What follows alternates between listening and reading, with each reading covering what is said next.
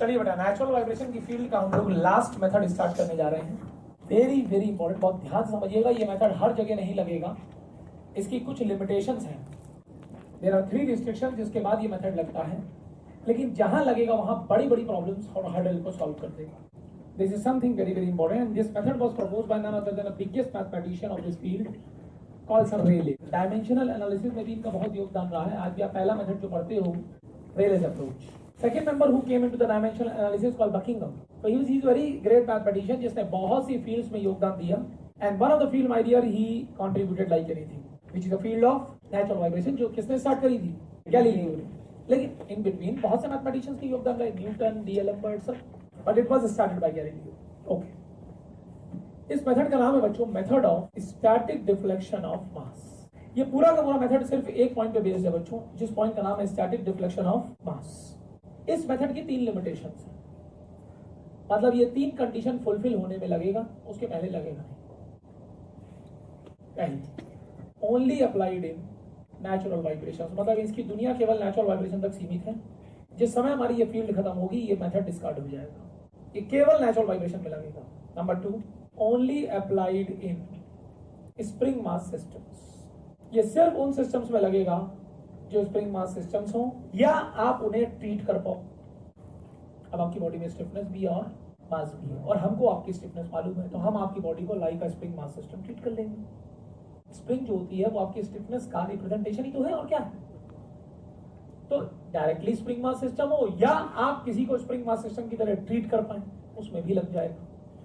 तीसरी कंडीशन जो सबसे इंपॉर्टेंट है, यही बच्चे नहीं समझते, इसलिए सब घुस जाते हैं। जिस सिस्टम में रेले मेथड आप लगाने जा रहे हैं, उसमें केवल एक मास होना चाहिए, वो भी पॉइंट मास। मतलब कोई भी कॉन्टिन्यूअस मास का डिस्ट्रीब्यूशन नहीं होना चाहिए। जैसे रॉड होती है, रॉड में मास आ गया तो रॉड में तो कंटिन्यूटी हो गई ना मास की, ये नहीं। अभी बच्चा बोले सर क्या रॉड नहीं आ सकती? रॉड आए, मैंने रॉड को मना किया, एक नहीं 50 रॉड आ जाए, मासलेस हो। पुली आए, स्ट्रिंग आए, रोड आए, कुछ आए, मासलेस होने चाहिए। मास केवल एक ही होगा, पॉइंट मास, एक ही मास, और वो भी पॉइंट मास कहीं भी लटक रहा होगा, तब ये मेथड लगेगा, नहीं तो लगेगा नहीं। जैसे कल कोई बच्चा पूछे सर मान लीजिए रॉड आ जाती है, रॉड में भी मास है, तो इसको छोड़ दो, बाकी सोचो, पर ये मेथड नहीं लगता। ये मेथड बड़ा मजेदार मेथड है मेरे ख्याल, ये तुम्हारी वो हर्डल सॉल्व कर देगा। अगर ये लग गया तो वो सुख मिलेगा जो जन्मों नहीं सोचा होगा। इतने डिफिकल्ट प्रॉब्लम जो देखने में नेक्स्ट टू इम्पॉसिबल लग रहे होंगे, वो सेकंडों में निकल जाएंगे यूं, अगर ये मेथड लग गया। पर दिक्कत ये लगता नहीं है, ये सिर्फ इन 3 कंडीशन में लगेगा। ये 3 कंडीशन सेटिस्फाई होनी चाहिए, और बहुत सिंपल मेथड है। देखने में आपको बहुत सिंपल लगेगा, लेकिन सुख बहुत जबरदस्त है। आइए मैं आपको पहले मेथड असली क्लियर कर दूं कि ये है क्या। ये हमारा बेसिक स्प्रिंग मास सिस्टम है बच्चों। ये कौन सी पोजीशन है इसकी? मीन और इक्विलिब्रियम पोजीशन है। बस इसके आगे जाना ही नहीं है, मैं यही ठोक दूंगा, खत्म। बस ये समझ लो कि जो स्टैटिक डिफ्लेक्शन ऑफ मास होता है वो होता क्या, क्योंकि इसी पे ये मेथड इस पे बेस्ड है ना, कि डेल्टा निकल गया, काम हो गया। समझो ये डेल्टा क्या होता है। Suppose if this material is neither in compression nor in elongation. काश अगर इस मटेरियल में ना तो कोई दबाव होता और ना ही कोई खिंचाव होता, ना कोई दबाव ना कोई खिंचाव, नो एक्सटेंशन नो कंप्रेशन। थोड़ी देर के लिए फील करिए आप, नो एक्सटेंशन नो कंप्रेशन, तो ये मास कहां होता? मीन से थोड़ा ऊपर होता। फील होता है? क्योंकि आपको मालूम होना चाहिए my dear, because of this weight ये मटेरियल कुछ खिंचा हुआ है। मैं बोल रहा हूं अगर ये मटेरियल अपनी नेचुरल लेंथ में होता, नेचुरल का मतलब नो एक्सटेंशन नो कंप्रेशन, तो ये मास कहां होता? थोड़ा ऊपर होता, थोड़ा ऊपर होता। From that position of the mass till it's mean position, ये जितना डिस्प्लेस होगा इसी का नाम होगा static deflection of mass.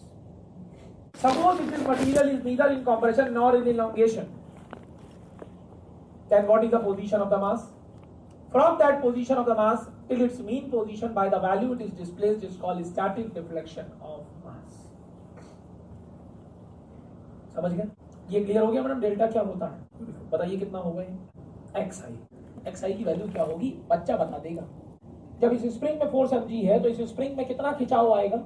mg by, और जितना ये स्प्रिंग खींचेगी उतना ही मास नीचे आएगा। अंधा बता देगा डेल्टा की वैल्यू यहाँ mg बाई s है।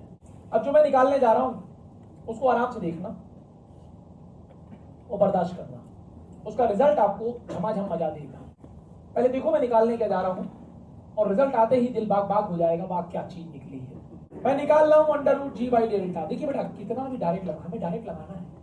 अगर डायरेक्ट नहीं लगाएंगे तो हम 2 नंबर का क्वेश्चन नहीं सॉल्व कर पाएंगे। हमको तो उठा उठा के 2-2 लाइन में ठोकना है क्वेश्चन। 2 नंबर के क्वेश्चन के लिए तुम एक पन्ने की एनालिसिस करोगे तो घुस गए तुम तो। मैं इसीलिए कॉन्फिडेंस दे रहा हूं, अपनी कॉन्सेप्ट को इतनी मजबूत कर लो कि जो काम एक पेज की कैलकुलेशन हो वो 2 लाइन में कन्वर्ज हो जाए। डायरेक्ट ठोकने में कोई बुराई नहीं है, बैकग्राउंड क्लियर होना चाहिए। अगर बैकग्राउंड क्लियर नहीं है तो ऐसे ही मजे से कर रहे हो तो क्वेश्चन गलत हो जाएंगे। आराम से लगाना है under root ji by delta. Delta कितना है? M g by s. G g गुजर गए, under root S by m. इनसे मैडम कहीं मिली है ना? कौन है ये? जिनसे मिले होते हैं पहचान जाते हैं। मैंने आपको क्या दिखाया? आपको हवा लगी? जिस ओमेगा एन को आज तक हम लोग बोलते थे अंडर रूट, वही under root ji by delta. इनमें कोई रिलेशन नहीं है, दोनों सेम है, एग्जैक्टली सेम। कल को बच्चा बोले सर इन दोनों में क्या रिलेशन? ना कोई रिलेशन ना कोई कोरिलेशन, दोनों सेम है।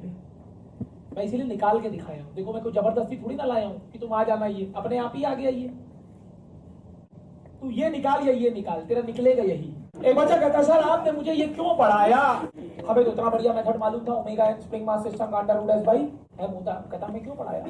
मैंने कहा बेटा स्प्रिंग मास सिस्टम में कितने ऐसे कॉम्प्लिकेटेड सिस्टम होते हैं जिनकी इक्विवेलेंट स्टिफनेस आप छोड़ो मैं नहीं निकाल पाऊंगा। उसके मैंने कॉन्सेप्ट क्लियर किया। कहता सर स्प्रिंग में 2 ही तो कॉम्बिनेशन होते हैं, सीरीज और मैंने कहा तीसरा भी होता है, इसका नाम है बहुत ही गंदा कॉम्बिनेशन। इसमें ना तो तुम्हें सीरीज नजर आएगा ना पैरेलल, करोगे क्या? तुम आंसर बोलोगे under root S by M, मैं भी बोलूंगा सही है, मैं भी बोलूंगा गलत नहीं है। Spring mass system answer under root S by M होना चाहिए। लेकिन एस कैसे निकालोगे? इतना कॉम्प्लिकेटेड सिस्टम होगा कि पूरे सिस्टम की इक्विवेलेंट स्टिफनेस निकल ही ना पाएगी तुमसे। जो एस होता है ना, एक स्प्रिंग का नहीं होता, पूरे सिस्टम का होता है। पूरा सिस्टम रिप्रेजेंट हो रहा है बेस से। तो जब हमारी माय डियर इस तरह की ट्रबल आएगी कि हम इक्विवेलेंट स्टिफनेस निकाल ना पाएंगे, अरे आप छोड़ो हम भी नहीं निकाल पाएंगे बेटा, आप हमसे पूछने जाओगे ना मैं भी लड़ जाऊंगा, मुझे नहीं मालूम। जाओ उस समय हमारा रिले अप्रोच काम आएगा और हम डेल्टा से निकाल के ठोक देंगे। तो ये तो मैं आपको दिखाई चुका हूँ कि हम under root S by m डालें, under root ji by delta. Answer same है। मैं धीरे धीरे स्टार्ट कर रहा हूँ, कोई कॉम्प्लिकेटेड सिस्टम दिखाऊंगा मैं आपको, लेकिन धीरे धीरे जैसे जैसे आपका एक्सेप्टेंस लेवल बढ़ता जाएगा मैडम जी, मैं सिस्टम को कॉम्प्लिकेट करता जाऊंगा। ये एक हिंज रॉड है मासलेस, जिसके एंड पे एक मास लटक रहा है और यहाँ पर एक स्प्रिंग है जिसकी स्टिफनेस S1 है। ये डिस्टेंस हमारा A है और ये हमारा B है। रॉड मासलेस है। अब अगर हम किसी बच्चे से बोले बेटा इसका नाम बताओ क्या है, तो यही बोलेगा ना स्प्रिंग मास सिस्टम। गलत भी नहीं है, अगर आप इसका नाम बोल रहे हो स्प्रिंग मास सिस्टम तो मैं आप पे क्लेम नहीं कर सकता, बिल्कुल सही बोल रहे हो। अब इनसे पूछूंगा मैं बताइए इसका आंसर क्या है, ये प्यार से बोल देंगे under root S by M, लेकिन ऐसी तो नहीं मालूम हमें। आप सिस्टम का कॉम्प्लिकेशन देख रही है मैडम? कॉम्प्लिकेशन देख रही है? एक रॉड लगी है, स्प्रिंग कहीं और लगी है, मास कहीं और झूल रहा है, बीच में एक रॉड आ गई है जो किसी चौथी जगह झूल रही है। कॉम्प्लिकेशन देखिए आप स्प्रिंग मास सिस्टम। आप बोल रहे हो ना स्प्रिंग मास सिस्टम है ये, बोलो।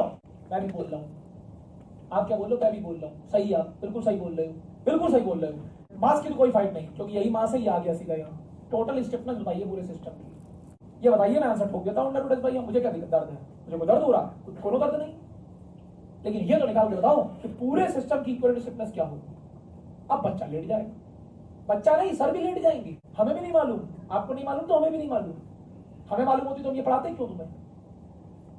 ये वो मेडिसिन है मेरे लाल जो इस दर्द का उपचार है। कोई मेथड आया है तो किसी ना किसी पेन को रिजॉल्व करने के लिए आया है ना। दिखाऊं डेल्टा? आराम से देखिए। सबसे पहले हमें ये देखना है यहाँ कितना फोर्स है, mg।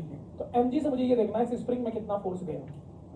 जब भी किसी हिंज सिस्टम में फोर्स ट्रांसफर होते हैं बच्चों, by the balancing of moments होते हैं।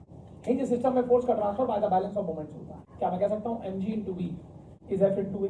तो यहाँ से f आ गया mg into B by a. बोलो, एक बात क्लियर हो गई कि अगर यहाँ पर स्प्रिंग में force mg into B by a का है तो जो इस स्प्रिंग का एक्सटेंशन होगा डेल्टा 1, डेल्टा नहीं लिख रहा हूँ अभी, मैं स्प्रिंग की बात कर रहा हूँ, डेल्टा नहीं लिख रहा हूँ, एक्सेप्ट इन द राइट वे।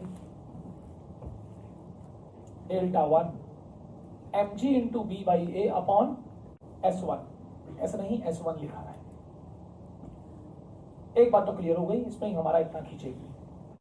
अगर स्प्रिंग डेल्टा 1 खींचती है तो रॉड का ये एंड डेल्टा 1 नीचे आएगा, लेकिन दुख के साथ सूचित करना पड़ता है बच्चों, मास यहां नहीं यहां लगा है, जितना ये एंड नीचे आएगा वो डेल्टा होगा, स्टैटिक डिफ्लेक्शन ऑफ मास। भाई ये डेल्टा हम लोग आराम से निकाल लेंगे, हमें कुछ नहीं करना, सिमिलर ट्रायंगल, क्योंकि डेल्टा 1 हमारा आ ही चुका है, हम सिमिलर ट्रायंगल से डेल्टा निकाल लेंगे। क्या करेंगे, delta divide by B is delta 1 divide by, तो यहां से डेल्टा आया है delta 1 into B by A, और डेल्टा 1 हमारा ये है mg/s1 इंटू बी बाई ए एक और लगा है, मिल गया डेल्टा। आगे का काम आप कर लेंगे, बस कुछ नहीं करना, इस डेल्टा को यहाँ ठोको, इसका मजा लो, मजा मिल गया। उसके बाद अगर आपकी चाहत है कि सर वो पुरानी चाहत रह गई, हम पूरा नहीं कर पाए थे, अब पूरा कर लो, अगर चाहत है, जबरदस्ती पूरी नहीं करनी है, अगर चाहत है तो उसको इक्वेट करो, मास तुम्हारे पास है, equivalent stiffness of the system आपके हाथ में, जो ओमेगा एन निकालने के बाद निकाल पाओगे, पहले नहीं। अगर एग्जामिनर पूछता है, नहीं पूछता है तो ओमेगा एन तो हमने निकाल लिया, नेचुरल फ्रीक्वेंसी हवा लग रही है। ओके, थोड़ा सिस्टम कॉम्प्लिकेट करें, इतना बर्दाश्त हो गया हो तो कुछ और करूं। अब कोई स्टूडेंट यहाँ पर लगा के आ जाए कि सर ये पैरेलल कनेक्शन है, तो एग्जाम में उठा के पैरेलल में कनेक्शन बाहर कर, ना ये सीरीज है ना ये पैरेलल है, और ये कौन कनेक्शन नहीं है, बेजार कनेक्शन, हिंदी में बोलूं तो बहुत ही गंदा कॉम्बिनेशन। चलिए ये बताइए इस स्प्रिंग में कितना फोर्स है, स्प्रिंग के नीचे जो लटक रहा होगा वही ना फोर्स होगा उस पे, तो इस स्प्रिंग का जो डेल्टा 2 होगा वो mg/s2 होगा। अच्छा, ये अगर फोर्स mg है तो यहाँ पर जो फोर्स ट्रांसफर होगा वो वही होगा, तो उसका डेल्टा 1 तो पहले ही निकाल चुके हैं, वो तो वही होगा। अब मुझे ये देखना है कि डेल्टा 1 और डेल्टा 2 की वजह से ये मास कितना नीचे आएगा। तो एक बात तो श्योर है मेरे लाल, इस डेल्टा 1 की वजह से जो आ रहा था वो तो आएगा ही आएगा, डेल्टा 1 इंटू, भाई वो तो अभी भी वही है, और जितना ये स्प्रिंग खींचेगी उतना मास और नीचे आएगा, प्लस डेल्टा 2। क्या मैं कह सकता हूँ डेल्टा 1 डेल्टा 2 दोनों के पास है, यहाँ ठोको, आगे का प्रोसीजर से डेल्टा आ गया, आगे बार बार क्या लिखूं यार, आगे यही करना है, under root ji by delta, final answer. अब बताइए इस तरह के सिस्टम को बच्चा करेगा, छोड़ के आ जाते हैं, सर ये बहुत ही टफ प्रॉब्लम आ गई थी, तो मैं बस की नहीं थी। एक लाइन का काम, अगर आपको मेथड क्लियर है तो एक लाइन का काम, ये क्वेश्चन टॉप मेथड से भी हो जाएगा, लेकिन उससे शायद 2 से 3-4 लाइनें लग जाएंगी, यहाँ हम एक लाइन में उड़ा गए, हो जाएगा, आप करके देख लेना, ये दोनों से हो जाएगा। लेकिन अगर मान लो यही रॉड में मास आ जाता, फिर सिर्फ टॉर्क मेथड आपके हाथ में था, क्योंकि रिले मेथड नहीं लग सकता कंटीन्यूअस मास डिस्ट्रीब्यूशन में।